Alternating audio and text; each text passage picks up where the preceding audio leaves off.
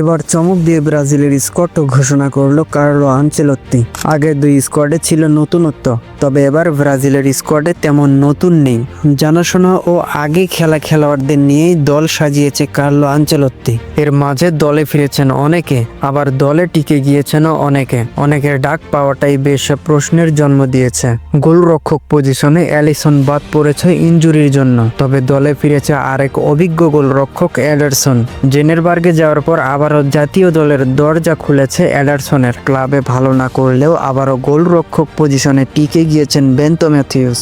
অপর গোলরক্ষক হিসেবে আছেন পেনাল্টি স্পেশালিস্ট খ্যাত হুগো সোজা। ইনজুরির জন্য মার্কোইনহোস নেই ব্রাজিল দলে, তবে দলে ফিরেছেন এডার মিলিতাও।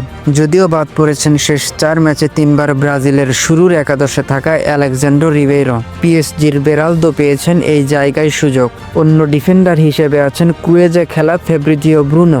লেফট ব্যাক ও রাইট ব্যাকে কোনো চমক নেই, নতুন কারোর সুযোগ নেই, বরং যাদের থাকার কথা তাদেরকেই রেখেছেন কোচ কার্লো আনচেলত্তি। লেফট ব্যাকে ডগলাস সান্তোস ও কাইও হেনদ্রিকরা আছেন আগের দল থেকেই। আবারও দলে ফিরেছেন ইন্টার মিলানের কার্লোস আগস্তো। অপরদিকে ভেন্ডারসনের সাথে রাইট ব্যাকে ব্রাজিলের আস্থার নাম ওয়েসলি। এই জায়গায় সমর্থকদের আস্থার প্রতিদান দিয়েছে। মাঝমাঠে ব্রুনো গিমারেজ ও ক্যাসিমিরোও থাকবেন, যেটা নিশ্চিতই ছিল, তবে আলোচনায় থাকলেও জায়গা পাওয়া হয়নি ফিলিপে কৌতিনহর। মাঝমাঠে ডাক পেয়েছেন উলভেস্তে খেলা ডিফেন্সিভ মিডফিল্ডার অ্যান্দ্রে। শেষবার ডাক পেলেও ইনজুরির জন্য খেলা হয়নি জুয়েলিংটনের, তবে ক্লাবে পারফর্ম করতে আবারও ফিরেছেন দলে। অপরদিকে দলে জায়গা ধরে রেখেছেন লুকাস পাকুয়েতা। দলে ফিরেছেন জোয়াও গোমেজ। ইনজুরির কারণে দলে নেই জোয়াও পেদ্রো ও অ্যান্দ্রে সান্তোস। আক্রমণ ভাগে পুরনো দুই শীর্ষকে দলে ফিরিয়ে এনেছেন কার্লো আনচেলত্তি।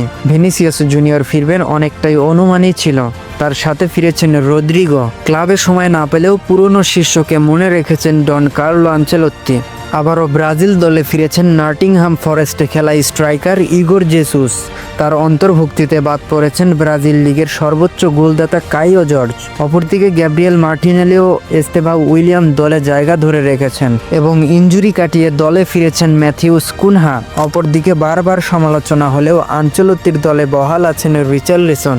সব মিলিয়ে আগের দুই দলে নিজের দেশের ঘরোয়া লিগের অধিক প্লেয়ার ডাকলেও এবার সেই সংখ্যাটা মোটেই 2। এর বাইরে ফর্মের কমতিতে থাকা অনেক বড় বড় নাম ডেকেছেন আনচেলত্তি। এই মাসে এই দল নিয়েই কোরিয়া ও জাপানের বিপক্ষে প্রতিযোগিতামূলক ম্যাচ খেলবে 5 বারের বিশ্ব চ্যাম্পিয়নরা।